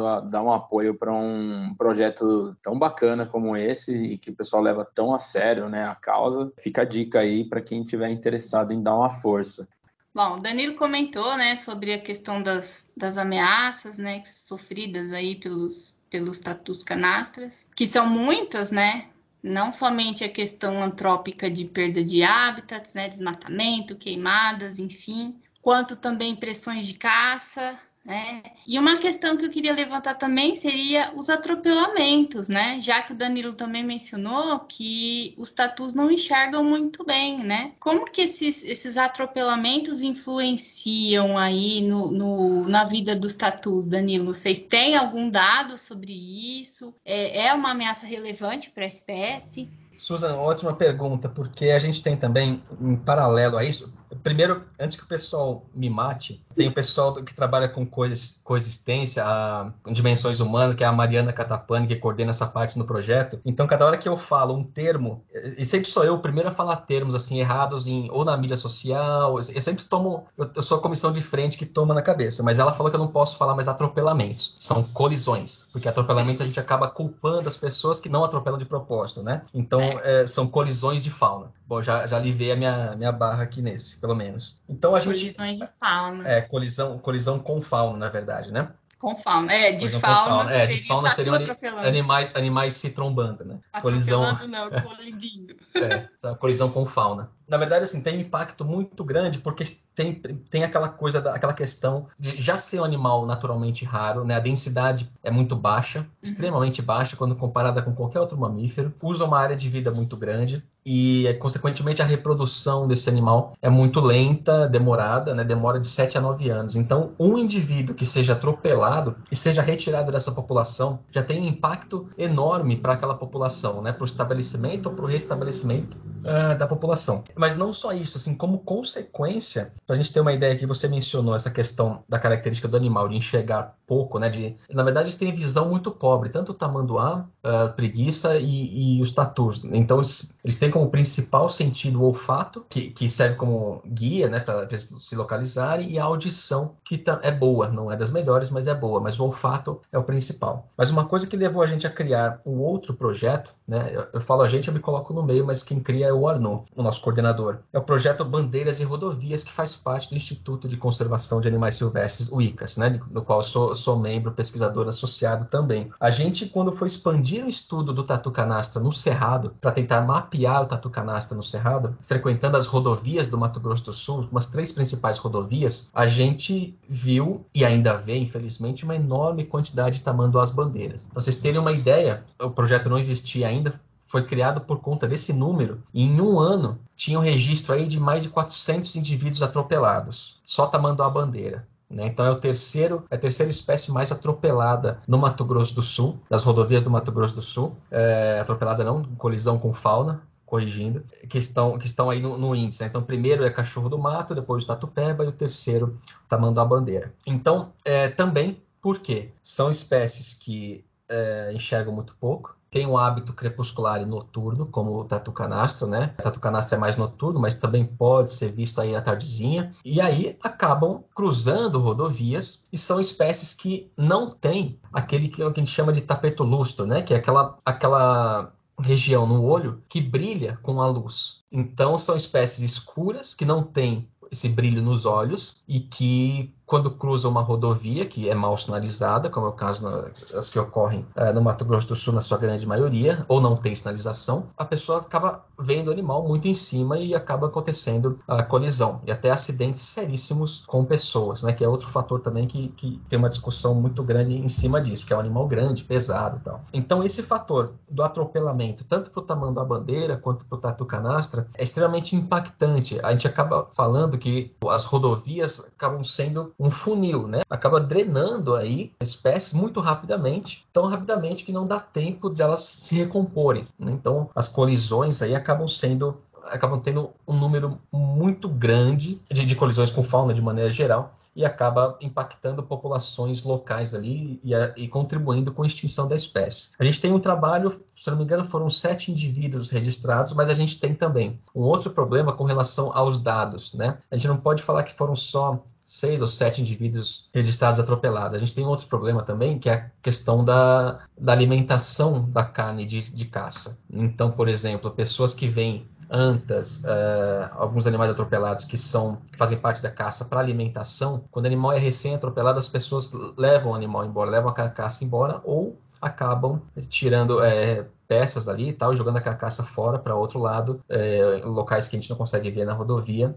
E aí a gente acaba não contabilizando esses animais que morreram. Então, a gente tem como dados do projeto Bandeiras e Rodovias, a gente sabe com certeza que os dados que nós temos são assustadores, do número de tamanduás atropelados e outra fauna também, né, outras espécies, mas a gente sabe que os dados são subestimados por conta disso. Porque os animais, muitos são atropelados, não morrem na hora e saem se arrastando pro lado da rodovia, né, pro pasto, para região de mata, então não são contabilizados. Outros que são atropelados e as pessoas se alimentam, eles acabam pegando, levando embora a carcaça, como anta, tamanduá, tatu e tal, para se alimentarem, ou jogam a carcaça fora. E tem também questão de algumas concessionárias para limpar, entre aspas, né, a rodovia, acabam jogando a carcaça fora, ou se livrando da carcaça, ou levando embora para serem incineradas ou enterradas. Então, os números que nós temos com relação à colisão de veículos com fauna, eles são subestimados e não são tão concretos para a gente falar assim, olha, isso aqui é o impacto certo para a espécie. Na verdade, o que a gente tem já assusta e dá uma estimativa de que isso é um impacto forte para populações ali, mas são números pequenos diante do que a gente sabe que acontece e que não estão ali registrados. Então essa, sim,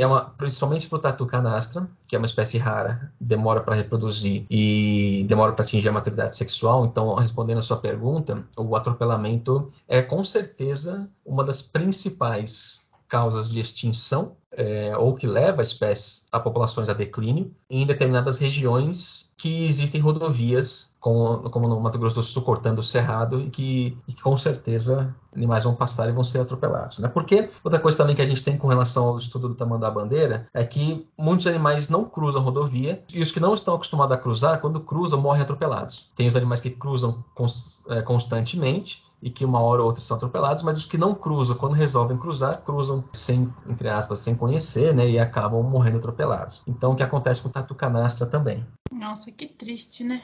O número de atropelamento ele é bem desolador, assim, quando a gente frequenta rodovias, principalmente ali na região do Mato Grosso do Sul, foi um choque para mim, é um choque para a equipe do projeto que está todo dia trabalhando nisso, mas o interessante é que não se tinham estudos e que, mais uma vez, com os estudos e com dados, a gente consegue mobilizar políticas públicas, né? E a gente está conseguindo um resultado muito bacana em parcerias com concessionárias e com o governo, né? Com agências governamentais que estão criando aí métodos piloto para testarem com barreiras, né, cercas, passagens de fauna, e que está sendo bem sucedido em algumas partes, e a gente acha que nós estamos avançando nesse sentido, né? Então, estamos criando olhares para esse tipo de mitigações, né, de colisão. Isso é bom, né, cara? Porque realmente é uma situação desoladora, triste, né? Que traz muito prejuízo para a biodiversidade. E como eu sempre comento também, além disso, ainda traz riscos para as pessoas, né? Porque se atropelar um animal que nem uma anta, como a Susan falou que pode chegar no último episódio, falou que pode chegar até 300 quilos, cara. Imagina. Isso é que nem bater numa parede, né, cara? Mas o tatu também, esse tatu canastra aí, olha o tamanho do bicho. O próprio tamanduá, né? E o Ribas também comentou em um episódio que a gente estava falando sobre passagens de fauna e tal. Ele falou justamente isso, que ele passou por uma estrada no Mato Grosso e o número de tamanduás atropelados que ele viu nessa viagem, que durou algumas horas, foi uma coisa desesperadora, assim. E ainda tem esse detalhe que o Danilo comentou da subnotificação, né? Do número ser subestimado, porque nem todos os atropelados ficam ali, né? É uma coisa que a gente normalmente fala quando trabalha com uma espécie ameaçada, a gente fala que a perda do hábitat natural leva a espécie à extinção, muitas desaparecem de locais, mas no caso do atropelamento, a gente vê que é iminente, né? É visível, é palpável no sentido da palavra, né? Você está ali vendo, você Sim. Passa um dia, passa no outro, você tem indivíduos diferentes, em posições diferentes, atropeladas o tempo inteiro. Né? O que eu acho mais ironia do destino no sentido ruim é que a gente está falando do Mato Grosso do Sul, e uma das estradas que você vai para Bonito, hoje está sendo feito um trabalho muito bacana, mas demorou bastante, né? Eu falo que as pessoas, os turistas, conhecem a fauna, mas antes de chegar em Bonito, já conhecem a fauna atropelada e morta, né? Que é extremamente triste. Então, assim, muitas estradas turísticas ou que levam a lugares turísticos, você não tem sinalização, você não tem nenhuma mitigação sendo feita, né?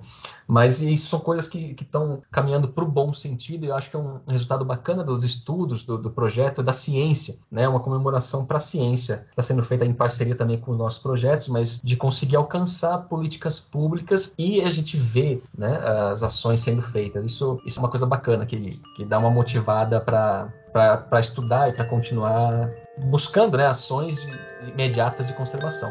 Perfeito, é isso mesmo.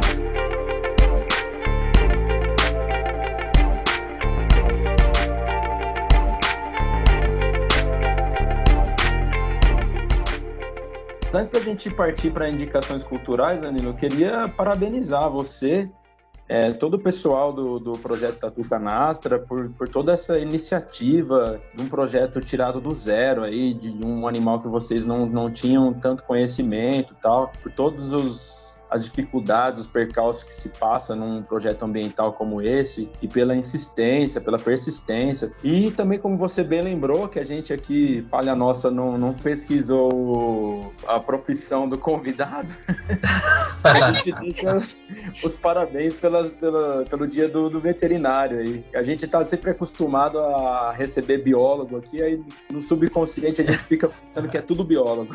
Não, mas eu sou mais biólogo, né? Eu falo que todo esse trabalho até hoje, eu convivo bastante com biólogos, né? A gente às vezes se mata um pouquinho, mas acaba convivendo muito bem, né? São famílias que a gente acaba criando. Há 10 anos agora com o Tatu Canastra. Mas o trabalho que a gente faz no campo é muito mais um trabalho ensinado, né, por biólogos e que a medicina veterinária acabou aprendendo a trabalhar juntos, né? Mas eu me sinto biólogo também, porque 90% do trabalho que a gente desempenha lá é um trabalho de campo que exige essa questão da resistência para trabalho no campo, da resiliência, né? Desse conhecimento de comunidade, de população, de uma mente mais aberta no sentido de você conhecer disciplinas diferentes, trabalhar como um todo, né? Isso é uma coisa bacana. Então eu me sinto como biólogo, me parabenizei no dia 3 e hoje também como veterinário.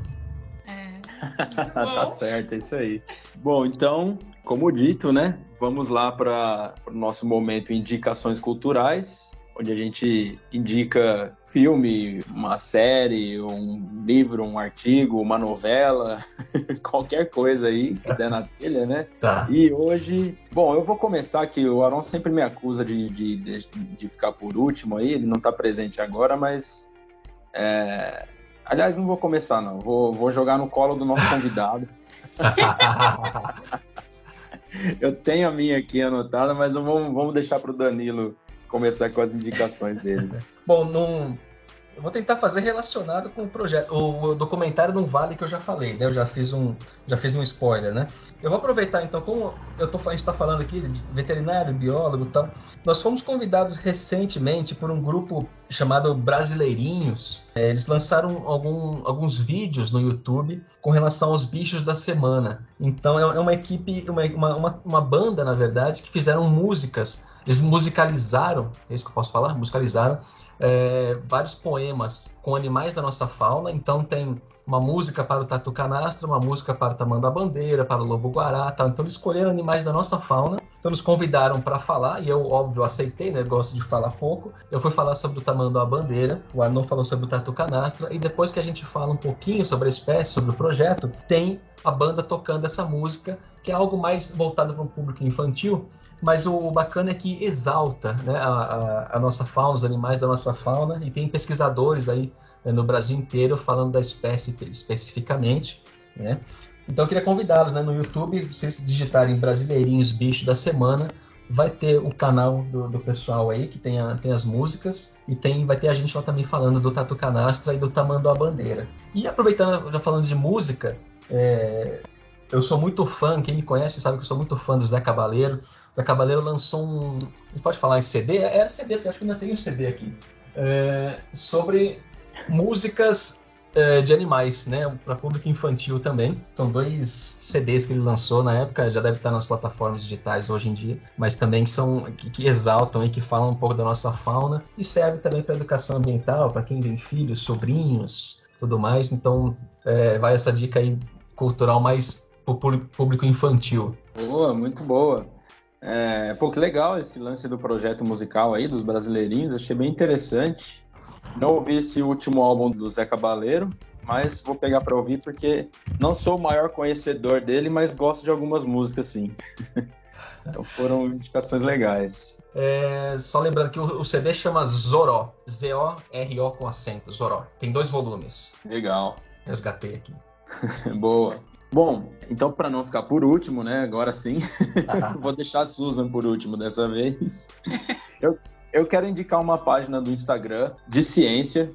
Eles falam sobre várias curiosidades aí da ciência, da biologia e tal, evolução.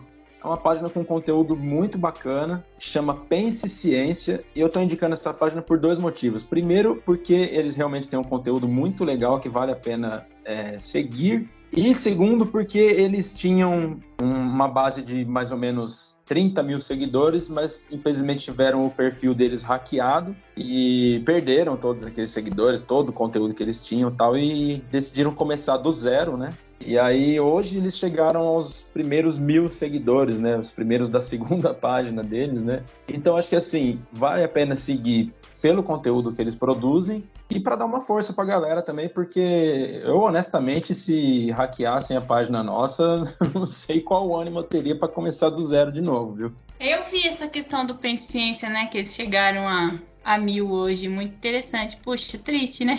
Pensou todo o trabalho que tiveram.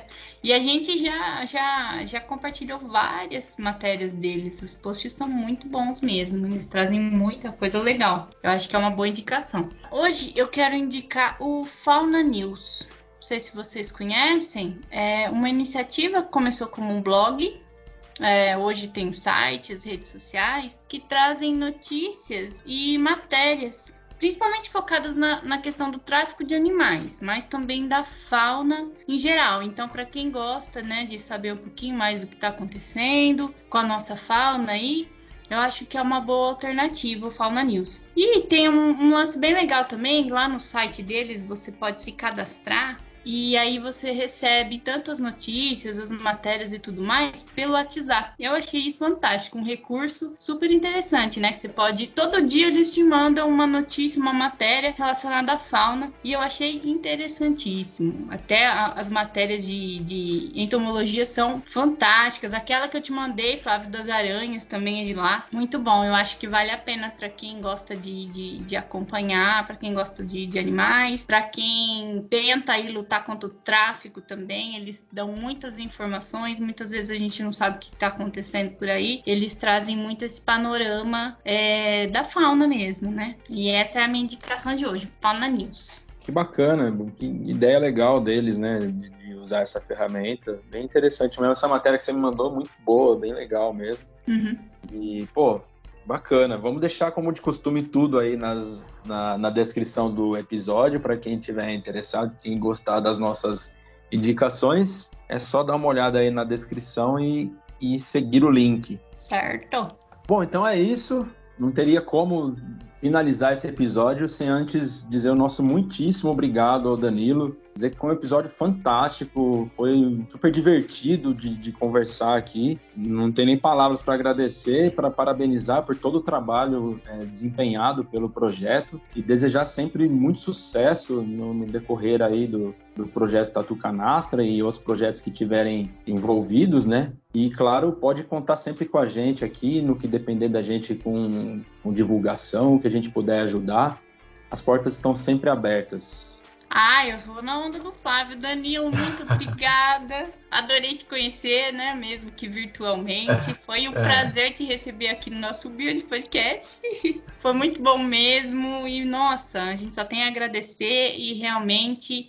Estamos aí para parcerias, para um próximo, com certeza vai rolar, hein? A gente pode combinar depois. E muito obrigado mesmo, foi muito bom.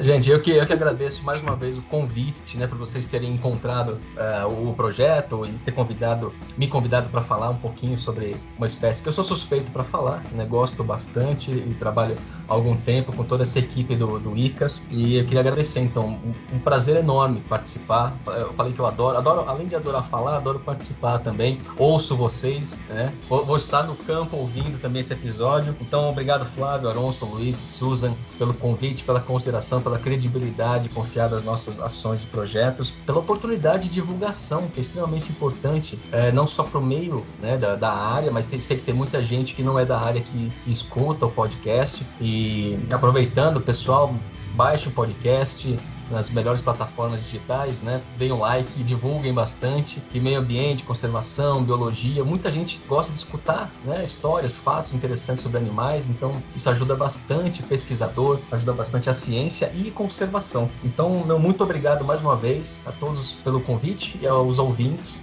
e é um prazer enorme. Estou na próxima, já falei, e confirmo aqui, só me chamar que será um prazer. Obrigadão. Muito bom. É isso aí, galera. Então a gente espera que vocês tenham se divertido com esse episódio, tanto quanto a gente se divertiu fazendo aqui. E bom, é isso, né? Deixo aqui o meu muito obrigado para você que sobreviveu até aqui. Relembro que nossos episódios saem 2 quartas-feiras às 10 horas da manhã nas principais plataformas de streaming. E é isso. Segue a gente aí nas plataformas, nas redes sociais.